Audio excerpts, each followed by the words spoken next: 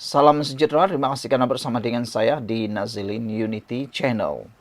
Pendedahan di mahkamah hari ini mengejutkan ramai orang, terutamanya peminat-peminat politik.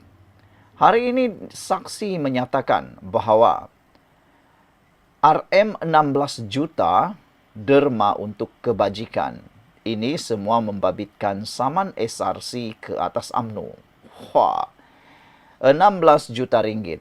Satu jumlah yang sangat besar. Yang pastinya tidak pernah terfikir oleh sesiapa pun untuk digunakan bagi tujuan kebajikan semata-mata. Mahkamah Tinggi di Kuala Lumpur hari ini diberitahu bahawa RM 16 juta yang diterima UMNO daripada jendela pinggiran Sdn Bhd JPSB adalah kekal sebagai derma atau sumbangan kepada parti politik itu bagi melaksanakan aktiviti parti, program amal dan kebajikan untuk rakyat. Setiausaha Kerja UMNO Datuk Muhammad Sumali Redwan berkata dalam rekod UMNO sejak April 2015, tiada sebarang aduan, bantahan atau tuntutan diterima oleh parti itu berkenaan dengan penerimaan 16 juta ringgit tersebut. Hanya selepas lebih 6 tahun tuntutan ini dibuat terhadap UMNO oleh planatif-planatif yang mendakwa bahawa 16 juta ringgit itu diserahkan kepada UMNO secara salah dan penipuan akibat pelanggaran kewajipan dan pecah amanah oleh bekas pengarah-pengarah planatif kata saksi defendant itu yang mewakili UMNO. Beliau berkata demikian menerusi kenyataan saksinya pada perbicaraan kes saman yang difailkan oleh SRC Internasional Sdn Bhd dan dua anak syarikatnya Gandingan Menteri Sdn Bhd dan Jendela Pinggiran Sdn Bhd terhadap UMNO dan UMNO Selangor pada Mei 2021. Menurut Muhammad Sumali, planatif-planatif dan Isyan Perdana Sdn Bhd, termasuk pengarah-pengarahnya atau wakil-wakilnya, juga tidak pernah hadir atau terlibat dalam setiap aktiviti dan program yang telah dianjurkan dan dilaksanakan oleh UMNO. Dalam rekod UMNO, tidak ada sebarang surat menyurat antara planatif-planatif atau IPSB dengan UMNO. Oleh itu, 16 juta ringgit itu kekal sebagai derma atau sumbangan kepada UMNO. Atas alasan ini, UMNO tidak ada sebab untuk meragui atau mengkhuatiri derma dan sumbangan yang diterima daripada JPSB.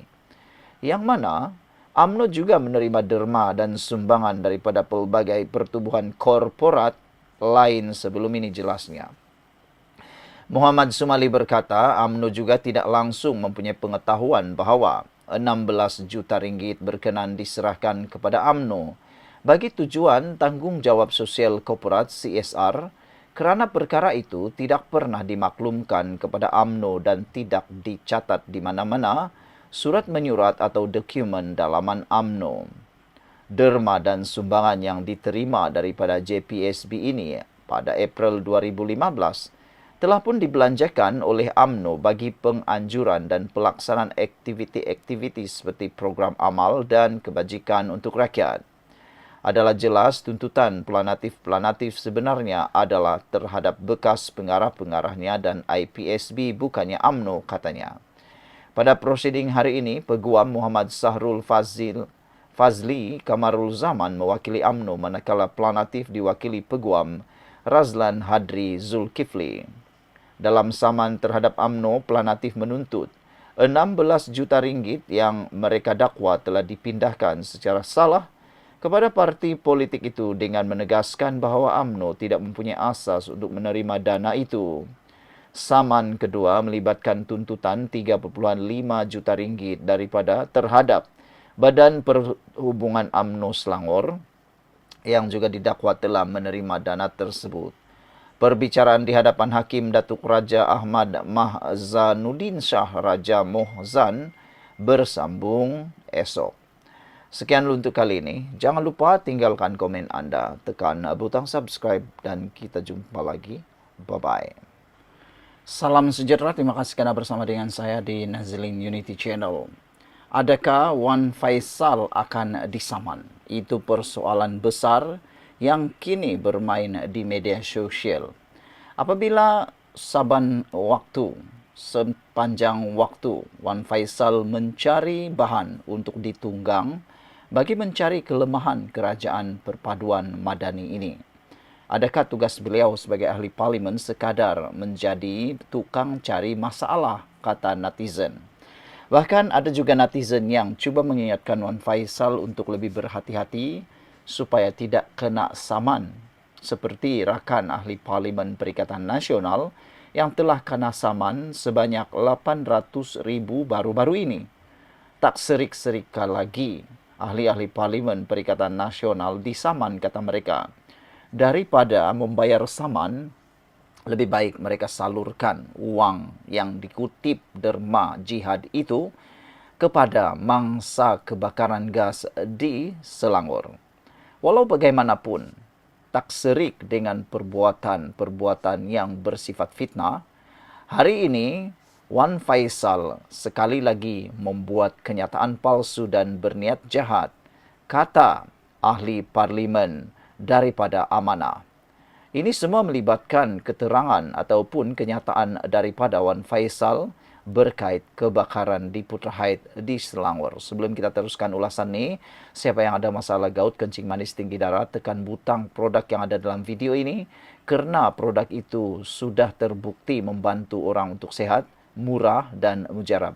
Beribu-ribu orang sudah mencobanya dan terbukti membantu menyehatkan mereka. Beli selagi harganya masih murah sekarang. Ahli Parlimen Macang, Wan Ahmad Faisal Wan Ahmad Kamal perlu segera memohon maaf dan menarik balik kenyataan palsu dan berniat jahat berhubung kebakaran pipe gas di Putrahait selepas bantuan kerajaan kepada mangsa, kata Setiausaha Agung Amanah Faiz Fadzil.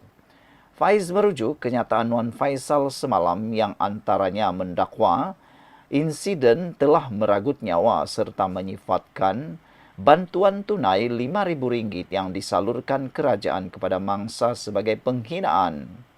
Ini dakwaan kebakaran telah meragut nyawa adalah bohong sama sekali dan pihak berkuasa telah menyatakan bahawa tiada sebarang kematian setakat ini. Kenyataan palsu Wan Faisal amat dikesali. Wan Faisal juga mendakwa bantuan RM5.000 kerajaan kepada mangsa adalah tidak mencukupi dan merupakan satu penghinaan.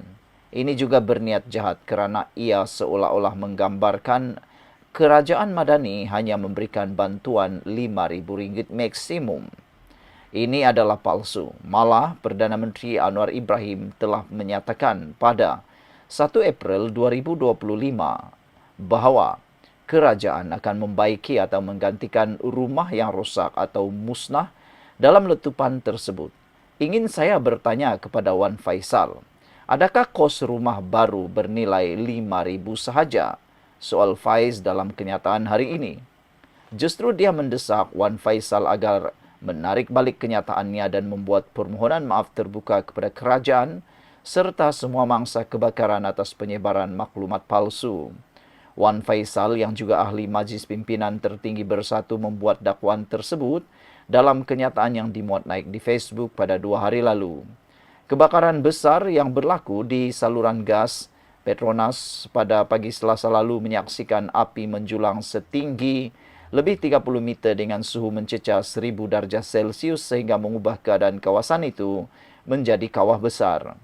Kebakaran tersebut menyebabkan kemusnahan besar dalam lingkungan 500 meter, memusnahkan 87 rumah dan merosakkan 148 rumah yang lain. Pihak berkuasa telah mengenal pasti seramai 308 keluarga melibatkan 1,254 mangsa yang terkesan akibat insiden itu. Apakah Wan Faisal akan berlembut dan akan memohon maaf dengan kenyataan palsu dan berniat jahat itu? Atau adakah Wan Faisal bersedia untuk naik turun mahkamah lagi dan berpotensi untuk kalah saman? Sekian dulu untuk kali ini. Jangan lupa tinggalkan komen Anda.